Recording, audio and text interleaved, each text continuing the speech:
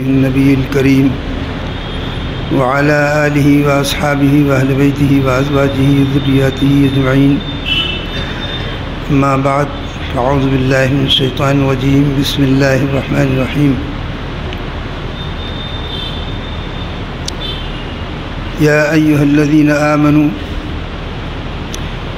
لا يسخر قوم من قوم عسى أن يكونوا خيرا منهم ولا نساء من نساء عسى أن يكن خيرا منهن ولا تلمزوا أنفسكم ولا تنابزوا بالألقاب بئس الاسم الفسوق بعد الإيمان ومن لم يتب فأولئك هم الظالمون.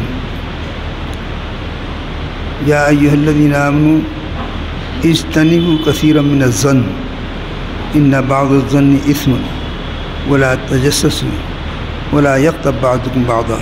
صدق اللہ مولانا العظیم وصدق رسولہ النبی الکریم.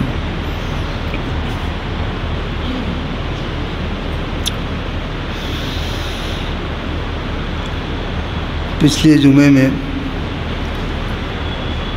قرآن کریم کی آیت مبارکہ عمل کے حوالے سے ذکر کی گئی تھی کہ اس قرآن کریم کو ہم نے نازل کیا ہے، یہ بڑی برکت والی کتاب ہے، تو تم اس کی پیروی کرو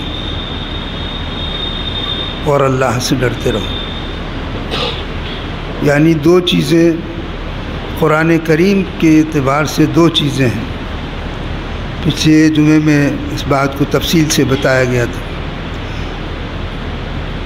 کہ قرآن کریم تو یہ کہ اللہ تعالیٰ نے اسے نازل کیا اور اس کی حفاظت کا ذمہ اپنے ذمے لے لیا.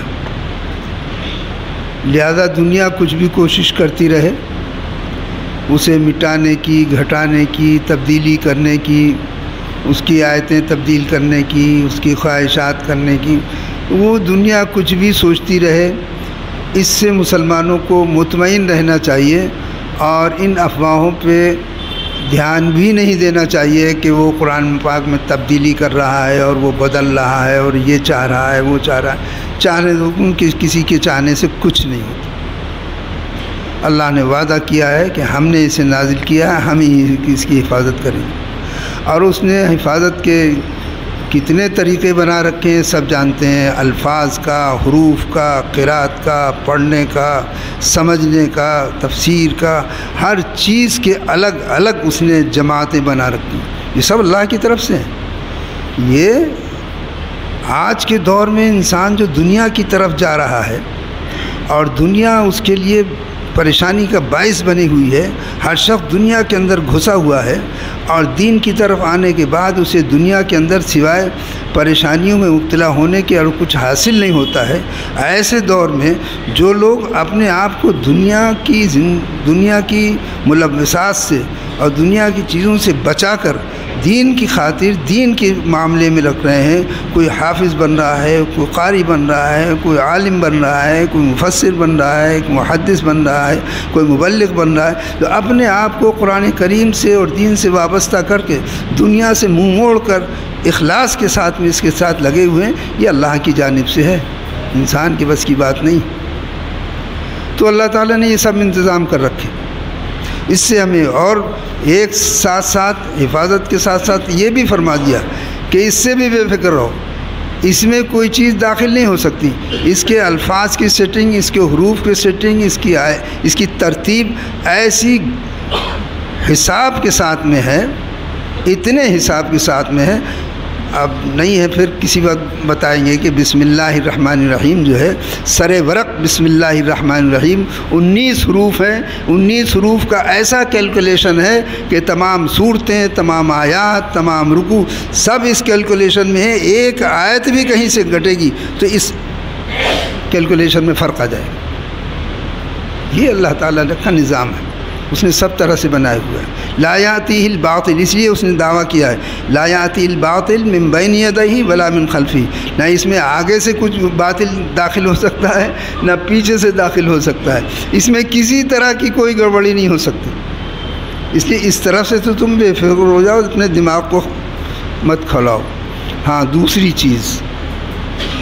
چیز ہے فاتبعوہ، دوسری ذمہ داری تمہاری ہے کہ تم اس کی پیروی کرو، اپنے عمل سے اس کی حفاظت کرو اور اپنے آپ کو اس کے ذریعے سے محفوظ کرو۔ یہ ذمہ داری ہماری ہے۔ اللہ تو اپنی ذمہ داری ظاہر ہے کہ وہ لا یخلف المیعاد، وہ تو اپنی ذمہ داریوں کو فرما ہی رہا ہے، لیکن ہم اپنی ذمہ داریوں کو کتنا پورا کر رہے ہیں یہ ہمیں ہر وقت جائزہ لینے کی ضرورت ہے، ہمیں سمجھنے کی ضرورت ہے کہ ہم کتنا اپنے آپ کو محفوظ کر رہے ہیں اور کتنے ہم اپنے عمل سے قرآن کریم کی حفاظت کر رہے ہیں۔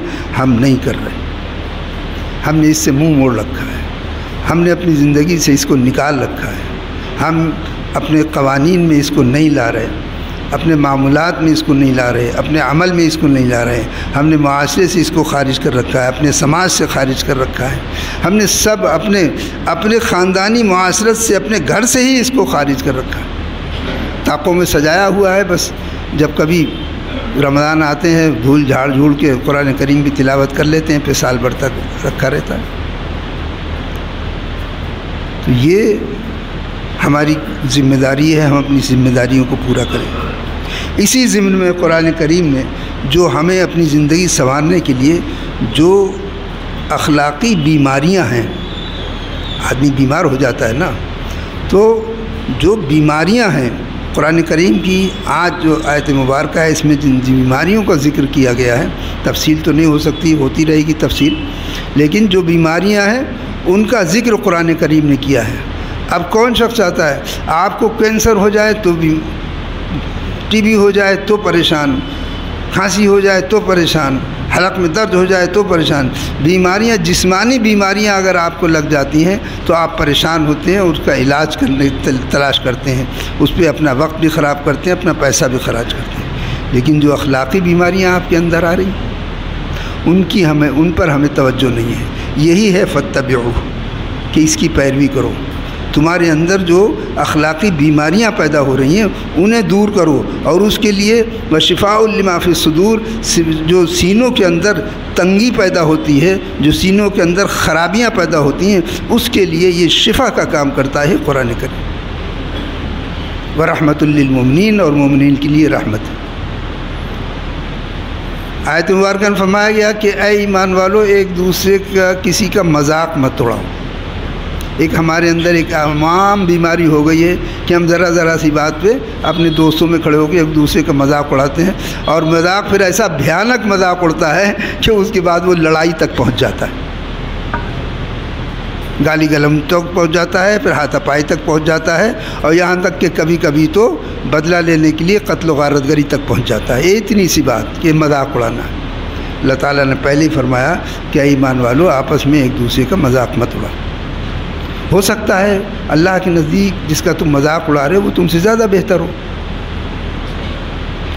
اور عورتوں میں یہ بیماری زیادہ ہے، اس لیے عورتوں کا خاص طور پہ ذکر کیا گیا ہے۔ آپ اپنے گھروں میں جا کے عورتوں کو بتائیے کہ اس میں اس آیت میں عورتوں کا خاص طور پر ذکر کیا گیا ہے کہ عورتیں بھی ایک دوسرے کا مذاق نہ اڑائیں، کہ کوئی کپڑوں کا مذاق اڑا رہا ہے، کوئی اس کے زیور کا مذاق اڑا رہا ہے، کوئی اس کے رنگ کا مذاق اڑا رہا ہے، کوئی نقشے کا مذاق اڑا رہا ہے، کوئی خاندان، کوئی کسی چیز کا، مطلب ایک دوسرے کے لیے مذاق اڑانے کے اندر منع کیا ہے قرآن کریم نے، عورتوں کا خاص طور سے کیا ہے۔ ولا نساء من نساء، عورتیں بھی ایک دوسرے کا مذاق نہ اڑائیں۔ اس سے معاشرے کے اندر نا اتفاقی انتشار پیدا ہوتا ہے، اس لیے مذاق اڑانے کے بجائے آپس میں اگر کوئی چیز نظر آتی ہے اسے ٹالرنس کرو۔ تمہیں کیا مطلب، اللہ نے جیسا بنایا ہے، جیسا اس کو دیا ہے وہ کر رہا ہے، تم تو خوشی خوشی ایک دوسرے کے ساتھ محبت کے ساتھ رہو۔ ایک دوسرے سے برے نام سے کسی کو نہ پکارو، یہ بھی ہمارے اندر بیماری ہے۔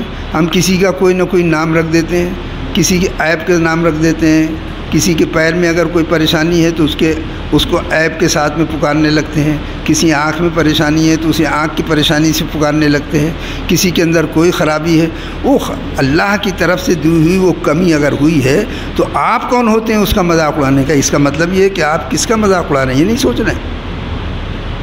اللہ نے اگر کوئی کمی رکھی ہے تو آپ اس کمی کا مذاق اڑا رہے ہیں تو کس کا مذاق اڑا رہے ہیں؟ اس لیے کسی کا مذاق نہیں اڑانا چاہیے، کسی کو برے الفاظ سے یاد نہیں کرنا چاہیے، کسی کی نکتہ چینی اور چغل خوری نہیں کرنا چاہیے۔ ایک اور بات آگے کہی ہے کہ بدگمانی سے بچو۔ آج یہ ہمارے معاشرے میں بہت خرابی ہے، بدگمانی بہت زیادہ ہے ہمارے ہاں، اس قدر بدگمانی ہے، اور کہ اپنے اعمال، حضرت نظام الدین اولیاء رحمۃ اللہ علیہ فرماتے ہیں کہ آدمی کے اندر اپنے چاہے جتنے گناہ ہوں، وہ اپنے گناہوں کو چھوڑ کے دوسرے گناہوں کی طرف دیکھتا ہے، یہ دیکھتا ہے کہ دوسرے نے کیا کیا، اپنی خرابیوں کو نہیں دیکھ رہا۔ اور حقیقت یہی ہے، ہمارے تو استاد محترم نے ہم نے بتایا تھا کہ دیکھو، آدمی دوسرے کو نکتہ چینی کرنے کے لیے، دوسرے کو عیب بیان کرنے کے لیے دوسرے پر جو انگلی اٹھاتا ہے، تو ایک ایسے کر کے انگلی اٹھاتا ہے، دیکھنا وہ کیسا آدمی جا رہا ہے، دیکھنا۔ فرماتے تھے کہ یہ نہیں غور کر رہا ہے کہ یہ ایک انگلی تو اس کی طرف اٹھا رہا ہے، اور یہ 3 انگلیاں خود تیری طرف اشارہ کر رہی ہیں کہ تو اپنے آپ کو دیکھ۔ تو ایک ہی انگلی کو دیکھ رہا ہے دوسرے کی طرف، یہ 3 انگلیوں کو نہیں دیکھ رہا ہے کہ قدرت نے جیسے تو نے دوسرے کی طرف ایک انگلی اٹھائی، تو قدرت نے آٹومیٹک 3 انگلیاں تیری طرف کر دی کہ تو اپنی طرف دیکھ، لیکن آدمی اپنی طرف نہیں دیکھتا۔ یہ سب ایسی چیزیں ہیں کہ جو ہمارے معاشرے کو خراب کر رہی ہیں، ہمارے آپس کے تعلقات کو خراب کر رہی ہیں، ہمارے اندر انتشار پیدا کر رہی ہیں، ہمارے اندر سے محبتیں کم کر رہی ہیں، ہمارے اندر سے نا اتفاقیاں پیدا ہو رہی ہیں، ہمارے اندر سے اتحاد ختم ہو رہا ہے، ہمارے اندر سے محبتیں ختم ہو رہی ہیں۔ یہ بیماری بدگمانی، اور بدگمانی ہمیشہ بزرگان دین کا کہنا یہ ہے کہ ہمیشہ اپنے آپ کو، اور احادیث میں بھی آتا ہے کہ اپنے آپ کو، دوسرے کو ہمیشہ اچھا سمجھو۔ کیا پتہ اس کے پاس ایک ہی نیکی ایسی ہو کہ تیری تمام نیکوں سے زیادہ بہتر ہو خدا کے نزدیک۔ تو ہمیشہ دوسروں کو اچھا سمجھو، اپنے سے بہتر سمجھو، اپنے سے بہتر سمجھو۔ حضرت حسن بصری رحمۃ اللہ علیہ فرماتے ہیں کہ میں ہمیشہ دوسروں کو اچھا سمجھتا تھا، صرف ایک مرتبہ، اب وہ تو بزرگ تھے، انہیں تنبیہ ہو گئی فوراً، ہمیں بھی تنبیہ ہوتی ہے، لیکن ہم اس تنبیہ پہ غور نہیں کرتے ہیں۔ تنبیہ ہر شخص کو دی، انسان اگر کوئی دوسرے کے ساتھ برائی کرتا ہے تو اس کے ساتھ کچھ نہ کچھ اس کے بدلے میں آتا ہے، لیکن انسان غور نہیں کرتا ہے۔ حسن بصری رحمۃ اللہ علیہ فرماتے ہیں کہ ہم ہمیشہ دوسروں کو اچھا ہی سمجھتے تھے، صرف ایک مرتبہ مجھ سے یہ غلطی ہو گئی کہ ہم نے اپنے آپ کو بہتر سمجھ لیا، تو اس کی سزا مجھے فوراً ہی مل گئی۔ اور وہ کیا سزا تھی؟ فرمایا کہ دریا کے کنارے، وقت بھی ہو رہا ہے اور بات بھی مختصر ہے، دریا کے کنارے ایک شخص بیٹھا ہوا تھا، اس کے پاس ایک سراہی تھی، دور تھا وہ بیٹھا ہوا تھوڑا، اور ایک عورت بیٹھی ہوئی تھی اس کے پاس۔ اب وہ اپنے اس سراہی میں سے کٹورے میں تھوڑا تھوڑا کوئی چیز نکال کے پیتا رہتا تھا، تھوڑی تھوڑی دیر کے بعد پی لیا، تھوڑی تھوڑی دیر کے بعد پی لیا۔ حسن بصری رحمۃ اللہ علیہ کے ذہن میں آیا کہ یار اس سے اچھے تو ہم ہی ہیں، یہ عورت کو لیے بیٹھا ہے اور ندی کے کنارے اور شراب پی رہا ہے اور اپنے مزے اڑا رہا ہے، اس سے بہتر تو ہم ہی ہیں۔ یہ خیال آنا تھا، فرماتے ہیں یہ خیال آنا تھا کہ سامنے سے ایک کشتی آ رہی تھی، کشتی آ رہی تھی، وہ کشتی ڈگمگائی اور وہ الٹ گئی، اس میں 7 آدمی تھے، وہ غوطہ کھانے لگے۔ تو وہ شخص بیٹھا ہوا تو فوراً وہ اس میں کود گیا، اور کودنے کے بعد اس نے 6 آدمی جو ہے نکال لایا وہاں سے، ڈوبتے ہوئے کو 6 کو نکال لایا، اور مجھ سے بلا کے کہا کہ ایسا ہے 6 آدمی کو تو میں بلا لایا ہے، یہ 7ویں کو تو نکال کے لیا۔ اب یہ ہکا بکا بھائی غوطہ کیسے ماروں، تیرنا نہیں آتا ہے، اندر کیسے جاؤں، اس کے کیسے بچاؤں، عاجز رہ گئے، حیران رہ گئے، پریشان ہو گئے۔ تو اس نے کہا کہ اے حسن، تم ابھی تک صرف ظاہر دیکھنے والے ہو گئے، حسن بصری جیسا بزرگ آدمی، لیکن بس فرمایا لغزش ہو گئی مجھ سے۔ ان سے کہا کہ حسن، تم کہاں ہو؟ یہ جو سرائی ہے اس میں پانی ہے، میں پانی پی رہا تھا بار بار، اور یہ جو عورت ہے یہ میری ماں ہے، یہ برابر میں جو بیٹھی ہے عورت یہ میری ماں ہے، سرائی میں پانی ہے، تم پتہ نہیں کیا سمجھ رہے تھے، یہ میں تو تمہارے امتحان کے لیے مجھے یہاں بٹھایا گیا تھا، تم امتحان میں فیل ہو گئے، تم ناکام ہوئے امتحان میں۔ فوراً حسن بصری رحمۃ اللہ علیہ نے توبہ کری، استغفار کری۔ تو انسان کو آنکھوں دیکھا بھی کبھی کبھی ایسا ہوتا ہے کہ انسان آنکھوں سے دیکھتا ہے اور بدگمانی کر لیتا ہے، جبکہ اسے بدگمانی کرنا نہیں چاہیے، آنکھوں سے دیکھا بھی غلط ہو جاتا ہے۔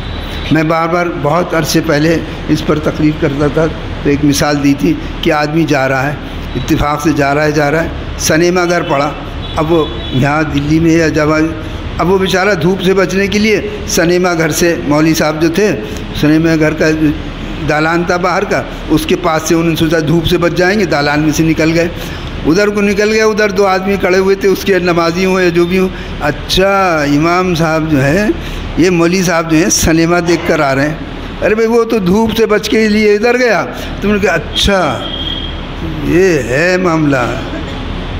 تو آنکھوں کا دیکھا بھی غلط ہوتا ہے، اس لیے بدگمانی سے بچیے، یہ اخلاقی بیماریاں ہیں، قرآن کریم منع فرماتا ہے، ان اخلاقی بیماریوں سے اپنے کو بچا کے رکھیے تاکہ ہمارے اندر روحانیت پیدا ہو، اللہ کے ذکر کا اثر ہمارے اندر ہو، نمازوں کا اثر ہمارے اندر ہو، اور ہمارا اللہ سے ایک رابطہ قائم ہو اور مضبوط ہو۔ خداوند کریم ہمیں عمل کرنے کی توفیق عطا فرمائے۔